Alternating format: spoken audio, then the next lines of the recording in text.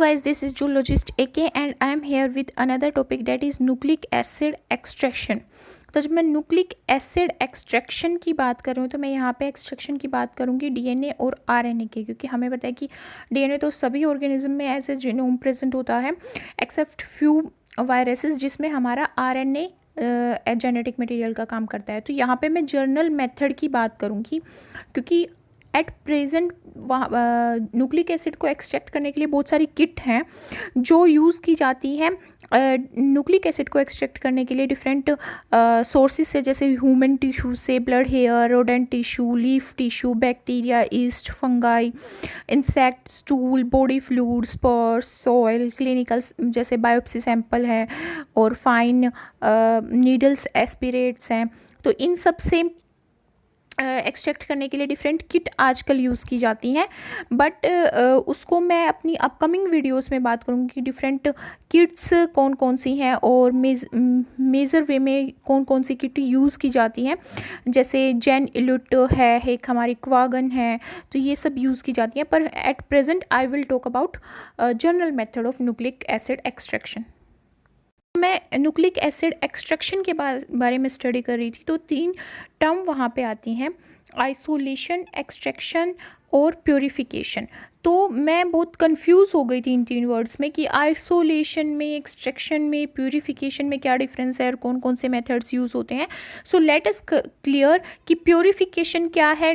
जब हम nucleic acid की बात करते हैं तो उस केस में प्योरीफिकेशन क्या है, एक्सट्रैक्शन क्या है और आइसोलेशन क्या है। आइसोलेशन क्या होता है? एक क्रूड मेजर है जो डिफाइन करता है process of separating out A class of biomolecule from rest से क्यों? क्योंकि जैसे कि हमें पता होता है कि जो हमारा डीएनए है वो भी प्रेजेंट होता है, आरएनए भी प्रेजेंट होता है, डिफरेंट अमाइनो एसिड्स भी, प्रोटीन्स भी प्रेजेंट होते हैं सेल में। तो उन बायोमोलिक्यूल से और कार्बोहाइड्रेट्स वगैरह भी प्रेजेंट होते हैं, तो उनसे कैसे आइसोलेट करेंगे? मीन्स एक प्रोसेस है सेपरेट करने की एक पर्टिकुलर बायोमोलिक्यूल को, वो कुछ भी हो सकता है, डीएनए को सेपरेट कर सकते हैं हम डिफरेंट बायोमोलिक्यूल से, और आरएनए को कर सकते हैं, फिर अमाइनो एसिड को कर सकते हैं और प्रोटीन को कर सकते हैं। फिर प्योरीफिकेशन क्या होती है?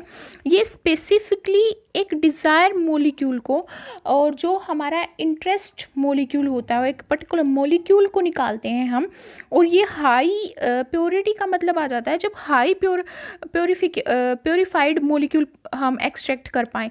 लाइक हमने आरएनए को एक्सट्रैक्ट किया है, तो आरएनए को जब हम एक्सट्रैक्ट करते हैं उसके बाद हमारी प्रोसेस चलती है प्योरीफिकेशन की, कि उसमें कोई कंटामिनेशन तो प्रेजेंट नहीं है, कि भाई उसमें कुछ अमाइनो एसिड तो नहीं प्रेजेंट है, क्योंकि बहुत सारे प्रोटीन जो हैं वो आरएनए से बाउंड स्टेट में रहते हैं। फिर आती है हमारी एक्सट्रैक्शन।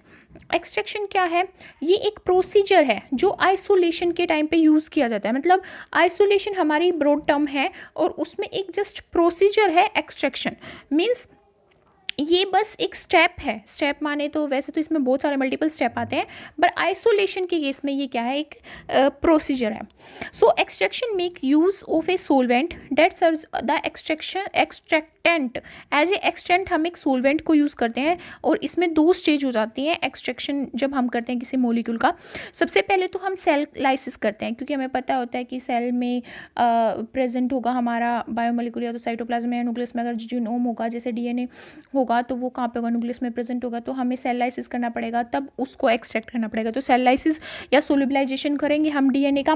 फिर उसके बाद करेंगे कंटामिनेंट को रिमूव, जैसे प्रोटीन हो सकता है, अदर मैक्रोमोलिक्यूल्स होते हैं। तो ये एक जनरल प्रोसीजर है जो एक्सट्रैक्शन में यूज़ किया जाता है। These are the overall points जो मैं पूरे इस एक्सट्रैक्शन प्रोसेस में इंक्लूड करूँगी।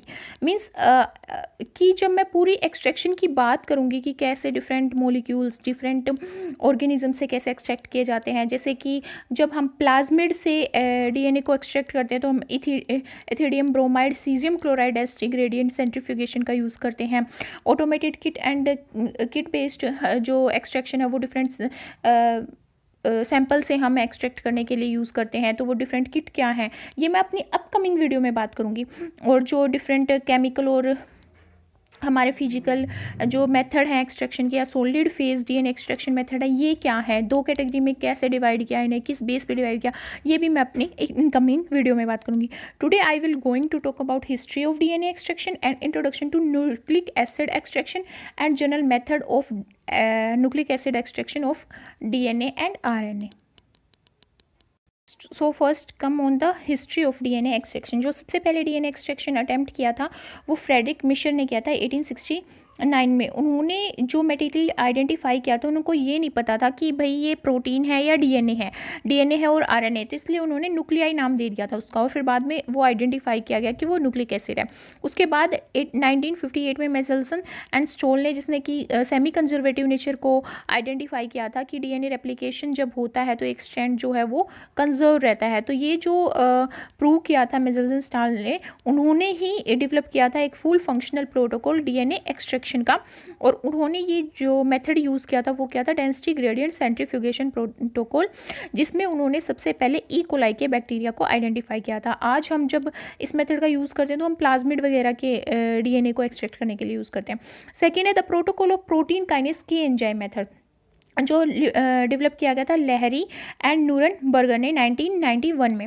और उनका ये जो मेथड है ये मॉडिफाइड किया गया यूज़ करके nonidet P40 and sodium dodecyl sulfate SDS phase and then phenol chloroform isoamyl alcohol method discover किया गया, जो कि बहुत ही पॉपुलर है।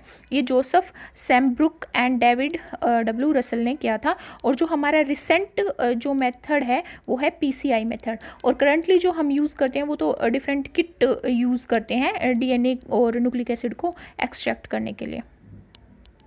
तो ये न्यूक्लिक एसिड एक्सट्रैक्शन क्या होता है, तो ये होता है आइसोलेट करना डीएनए को by breaking the cell membrane और न्यूक्लियर मेम्ब्रेन। जैसे कि हमें पता है कोई भी हमारा बायोमोलिक्यूल होगा, कार्बोहाइड्रेट हो सकता है, प्रोटीन हो सकता है, या न्यूक्लिक एसिड हो सकते हैं जैसे आरएनए और डीएनए, वो हमारे सेल मेम्ब्रेन के अंदर प्रेजेंट होंगे। और अगर हम डीएनए और आरएनए की बात करें तो वो हमारे जैसे डीएनए की बात करें हम, तो वो हमारा न्यूक्लियस के अंदर प्रेजेंट होगा और न्यूक्लियर मेम्ब्रेन उसको सराउंड करेगी। तो हमको क्या करना पड़ेगा, उस मेम्ब्रेन को ब्रेक डाउन करना पड़ेगा।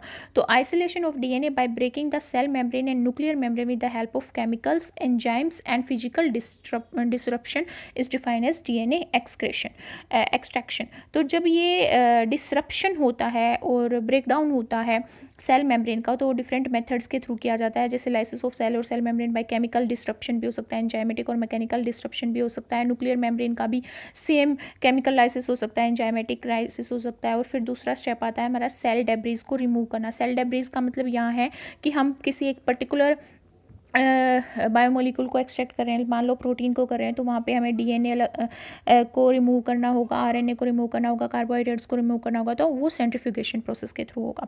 तो क्या होता है एक्चुअली, जो डीएनए है हम एक सेल से लेते हैं, और जब उस सेल से लेते हैं तो हम थोड़े जेंटल मेथड यूज़ करते हैं ताकि हम उस सेल को रप्चर कर सकें और उस जो न्यूक्लिक एसिड है या फिर जो भी बायोमोलिक्यूल है उसको एक्सट्रैक्ट कर सकें।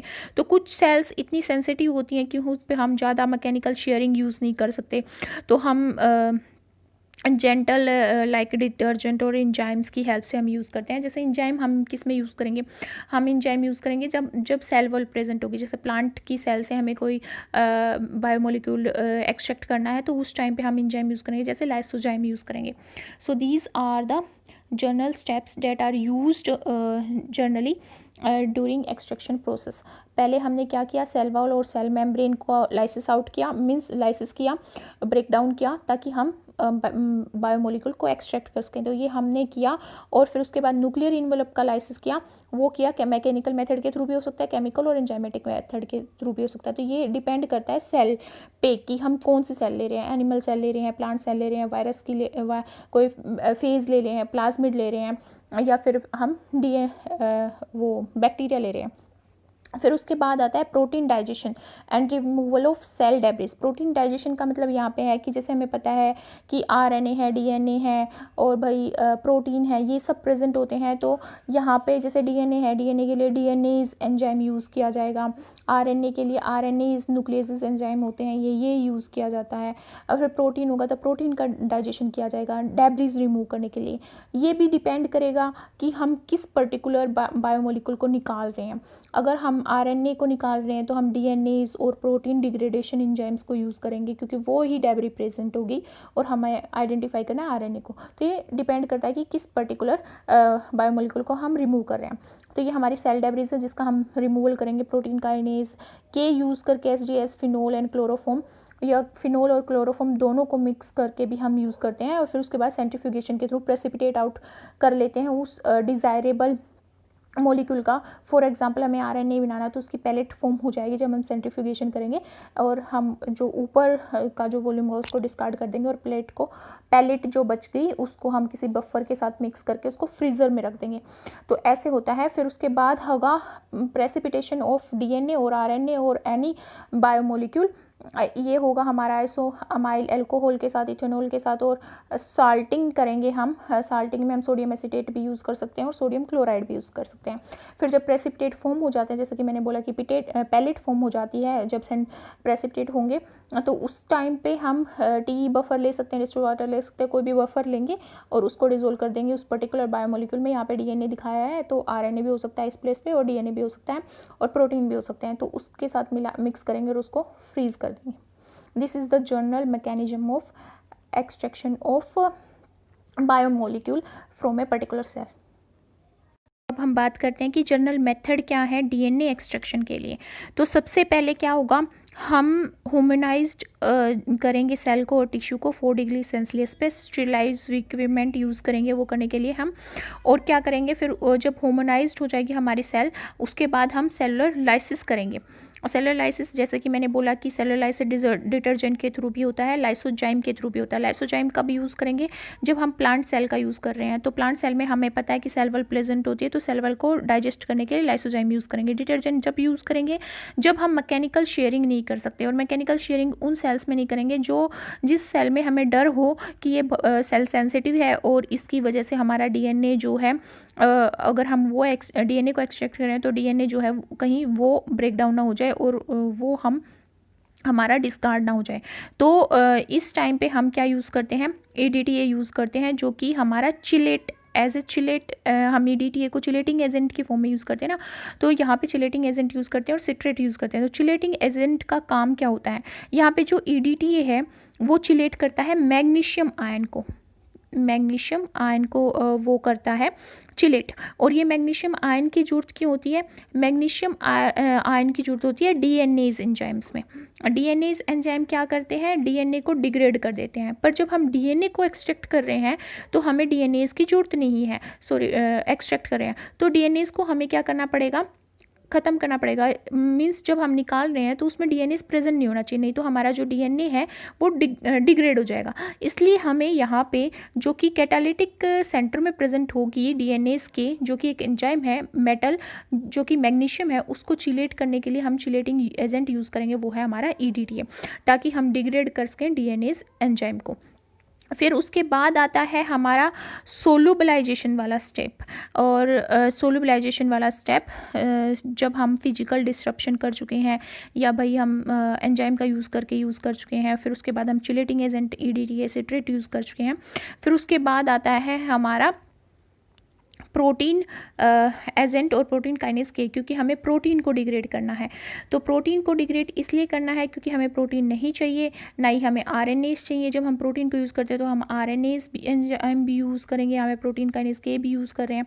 तो ये डिफरेंट बायोमोलिक्यूल को एक्सट्रैक्ट करने के लिए यूज़ किया जाता है। जैसे कि हमारा RNA है, तो जब हम न्यूक्लिक एसिड को एक्सट्रैक्ट कर लेते हैं सेल से और डीएनए को चिलेट डिग्रेड कर देते हैं बाय चिलेटिंग मैग्नीशियम आयन, जो कि उनके कैटालिटिक सेंटर में प्रेजेंट होता है एंजाइम्स के। उसके बाद हमारा डीएनए को एक्सट्रैक्ट करने के लिए हमें कंटामिनेट को रिमूव करना पड़ेगा, जो कि हमारा प्रोटीन हो सकता है और हमारा RNA हो सकता है। तो प्रोटीन के लिए हम प्रोटीन काइनेज के यूज़ कर रहे हैं, प्रोटीनेज के यूज़ करें। और अगर हम RNA को रिमूव करना चाहते हैं तो राइबोन्यूक्लियस RNAs यूज़ करेंगे हम। और हम हीट देंगे ताकि, क्योंकि हमें पता है कि जब हम हीट ट्रीट करते हैं तो वो इनएक्टिवेट कर देता है डीएनएस को, और जो RNA होता है वो हीट से स्टेबल होता है, क्योंकि जो RNA है उसमें डाइसल्फाइड बॉन्ड प्रेजेंट होते हैं। तो जब भी कूलिंग होगी तभी वो अपने रीनेचर हो जाएगा RNA मॉलिक्यूल, इसलिए उसकी जो रीनेचरिंग है वो रैपिड होती है। तो जो हम यहाँ पे यूज़ कर रहे हैं हीट, वो हम यूज़ कर रहे हैं डीएनएस को रिमूव करने के लिए, और आरएनएस को एज ए कंटामिनेंट रिमूव करने के लिए हम यहाँ पे राइबोन्यूक्लियस आरएनएस का यूज़ कर रहे हैं। तो यहाँ पे डिफरेंट प्रोटीन जो हैं वो वो रिमूव किए जाएंगे शेकिंग करके। शेकिंग जो हम करेंगे प्रोटीन को रिमूव करने के लिए वो डिफरेंट सॉल्यूशन के साथ करेंगे, और वो सॉल्यूशन किसके साथ होंगे, वाटर सेचुरेटेड फिनोल भी हो सकता है वो सॉल्यूशन, या फिनोल और क्लोरोफॉर्म का मिक्सचर भी हो सकता है, जो प्रोटीन को डीनेचर कर देंगे ताकि हम अपने जो न्यूक्लिक एसिड है यहाँ पे डीएनए उसको ईजिली निकाल सकें।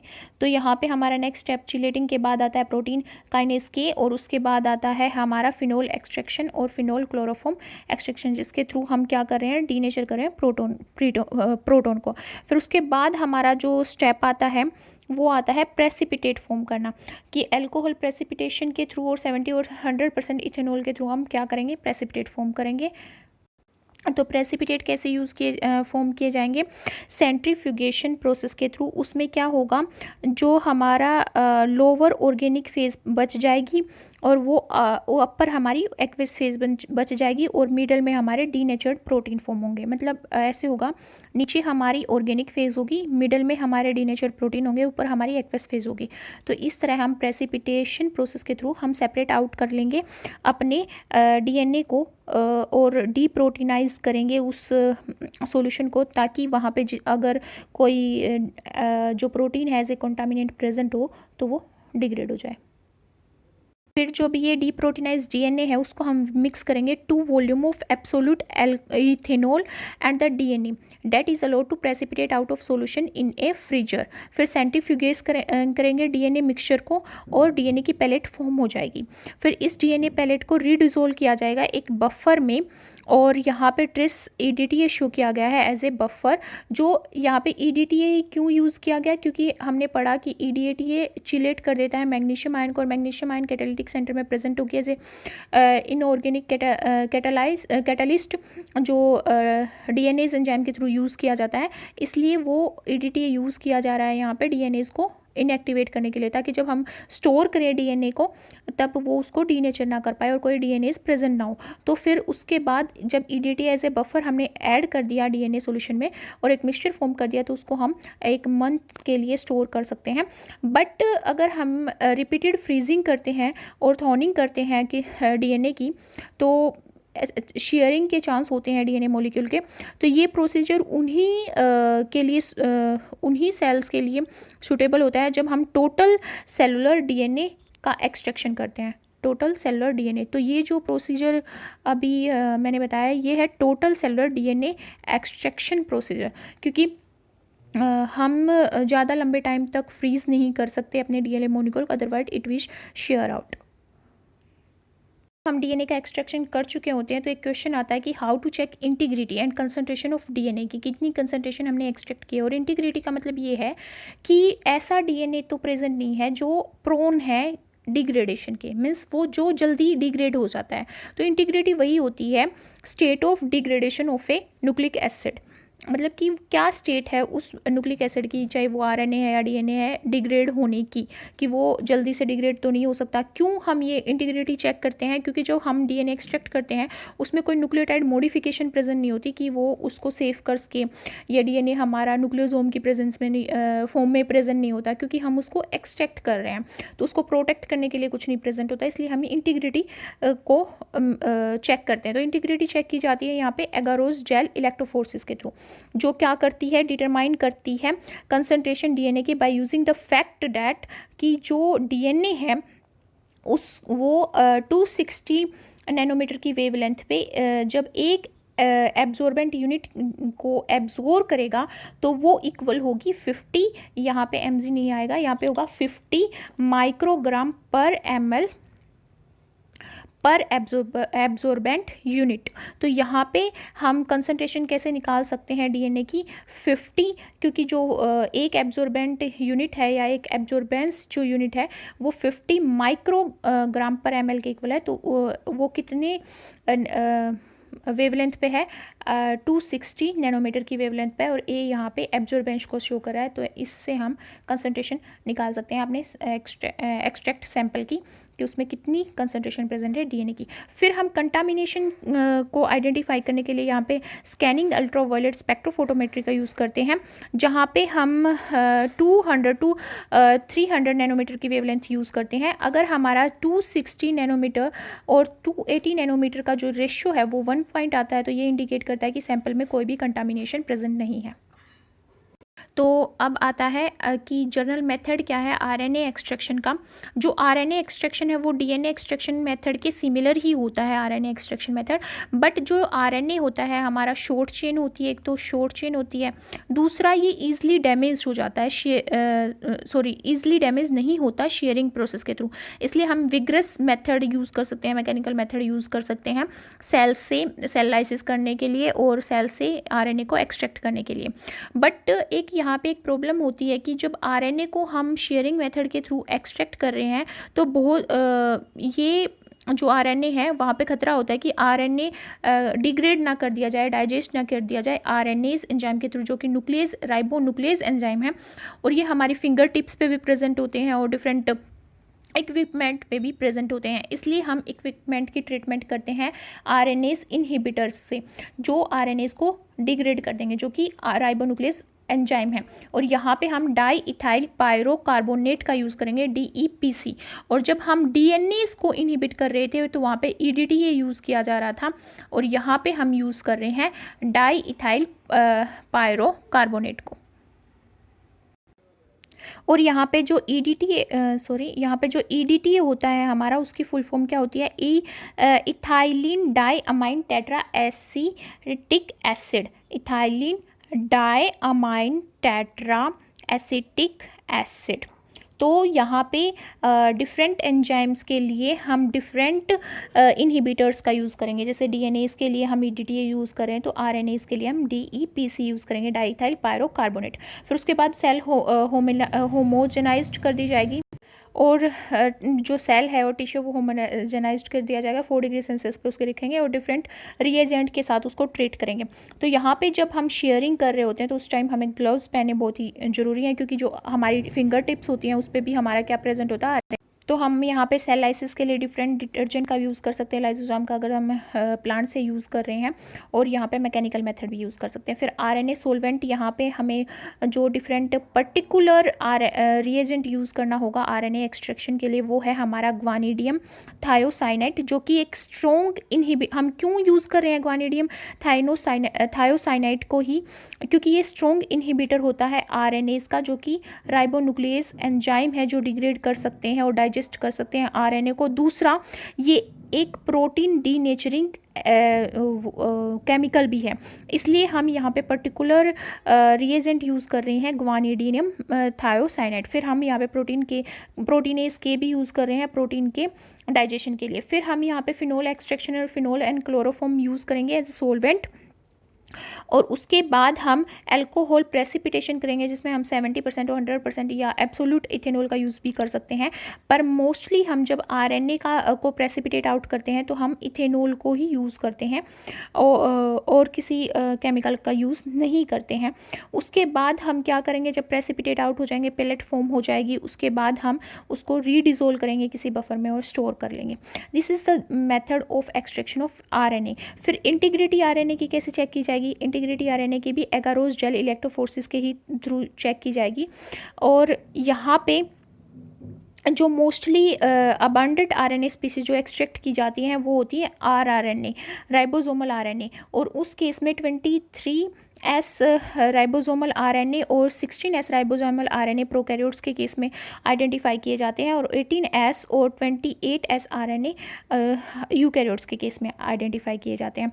और जब हम एगारोस जेल इलेक्ट्रोफोरेसिस करते हैं तो ये डिस्क्रीट बैंड की फॉर्म में फॉर्म हो जाते हैं। इस तरह हम इसको एक्सट्रैक्ट कर लेते हैं और आइडेंटिफाई कर लेते हैं।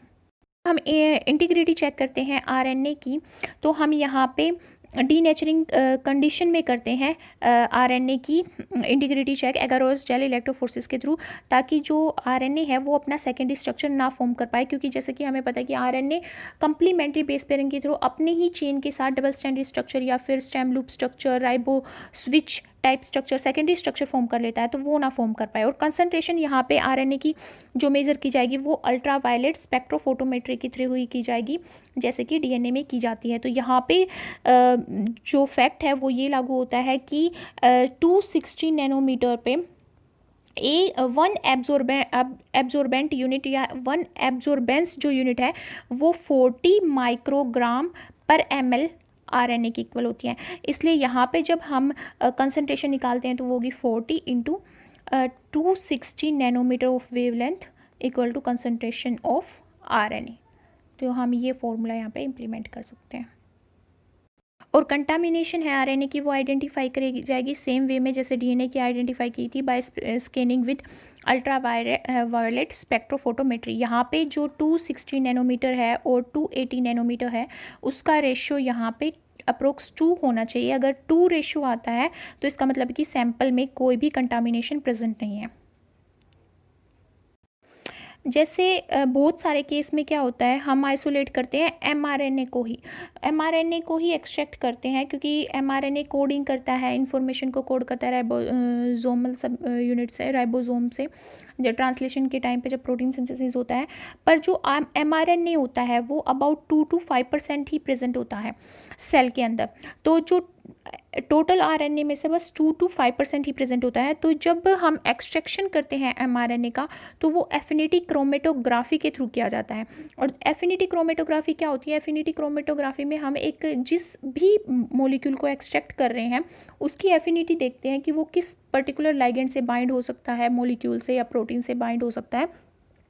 उसी पर्टिकुलर लाइगेंड के, मॉलिक्यूल के और प्रोटीन के हम क्या बनाते हैं, कॉलम्स बनाते हैं, ताकि जब वो उस कॉलम से पास हो तो वो मॉलिक्यूल उससे बाइंड हो जाए और कुछ मॉलिक्यूल जो हैं वो एक्सट्रैक्ट आउट हो जाए और इल्यूट हो जाए और इल्यूजन हो जाए उनका। तो यहाँ पे जब हम एमआरएनए का एक्सट्रैक्शन कर रहे हैं तो यहाँ पे हम यूज़ करते हैं oligo dT cellulose column, oligo dT cellulose columns का यूज़ करते हैं, पॉली डीटी एफिनिटी कॉलम भी कह सकते हैं इसको। तो यहाँ पे ओलिगो न्यूक्लियोटाइड जो है हमारा वो डाइथाइमिन है, उस सेलुलोज कॉलम हम यहाँ पे यूज़ कर रहे हैं। तो जब अगर हमारा आरएनए एमआरएनए जब पास होता है इन कॉलम से और उसमें poly A chain means poly adenylation हो रखी होती है, जैसे हमें पता है कि जब प्रोसेसिंग होती है आरएनए की तो उस टाइम पे 3 प्राइम एंड पे अबाउट 200 एडिनिन जो न्यूक्लियोटाइड बेस पेयर हैं वो बाउंड हो जाते हैं। तो अगर वो पॉली एडिनाइलेशन हो रखी है किसी आरएनए चेन की और वो पॉली ए टेल प्रेजेंट है वहाँ पे, तो वो इन पॉली डीटी कॉलम्स के साथ क्या कर जाते हैं, बाउंडिंग स्टेट में आ जाते हैं। पर ये कंडीशन तभी होती है जब हमारी साल्ट कंसंट्रेशन ज़्यादा होती है। तो हम यहाँ पे जो सोलवेंट यूज़ करते हैं उसमें ज़्यादा सॉल्ट कंसंट्रेशन यूज़ करते हैं और वो उससे बाउंड हो जाते हैं, और जिनमें पॉली ए नहीं प्रेजेंट होता वो इल्यूटेड आउट हो जाते हैं और उनका इल्यूजन हो जाता है। फिर हम इन एमआरएनए को एक्सट्रैक्ट करने के लिए जिनमें पॉली एडिनाइलेशन हो रखा है हम साल्ट कंसंट्रेशन को डिक्रीज़ कर देते हैं और लो साल्ट कंसंट्रेशन यूज़ करते हैं। उसके बाद ये जो पॉली ए टेल वाले जो हमारे एमआरएनए हैं वो इल्यूट आउट हो जाते हैं। So finally mRNA that is bound to the poly D affinity column will be eluted out by using a low salt concentration. So जो न्यूक्लिक एसिड है वो सब फ्रैक्शनेट करके भी डिफरेंट फिजिकल मीन्स के through like electrophoretic mean, chromatographic separation के through भी हम डिफरेंट न्यूक्लिक एसिड के फ्रेगमेंट के को साइज़ के थ्रू और फिजियोकेमिकल करैक्टर्स के थ्रू हम सेपरेट आउट कर सकते हैं। रिसेंटली जो हमारा मेन अचीवमेंट है वो है नैनो ड्रॉप स्पेक्ट्रोफोटोमीटर, जिसमें हम एडिड एनालिसिस करते हैं किसी भी न्यूक्लिक एसिड का, जिसमें हम बिल्कुल स्मॉल अमाउंट में भी हमारा न्यूक्लिक एसिड प्रेजेंट होता है, माइक्रो लीटर वॉल्यूम में भी प्रेजेंट होता है आरएनए या डीएनए, तब भी हम उसको एक्सट्रैक्ट कर सकते हैं by using nano drop spectrophotometer. So this was all about the general method जो बेसिक लेवल पे यूज़ करे जाते हैं न्यूक्लिक एसिड के एक्सट्रैक्शन के लिए. And in my upcoming video I will talk about automated and kit based extraction of nucleic acid, जिसकी high advantage होती है क्योंकि ये किट फॉर्म में यूज़ किए जा रहे हैं. और ये मेनली जो हम यूज़ करते हैं वो ग्लास बेड प्रिपरेशन करते हैं DNA प्योरीफिकेशन के लिए, और कॉलम टाइम प्रिपरेशन करते हैं, जैसे क्वागन कॉलम हम यूज़ करते हैं, क्वागन. So I will talk about these points in my upcoming videos. So guys, if you like my video then please thumbs up and subscribe to my channel and support me. And if you have any query then write in the description box given below, and press the bell icon so that whenever I upload a new video you get the notification. Thank you so much for watching my videos.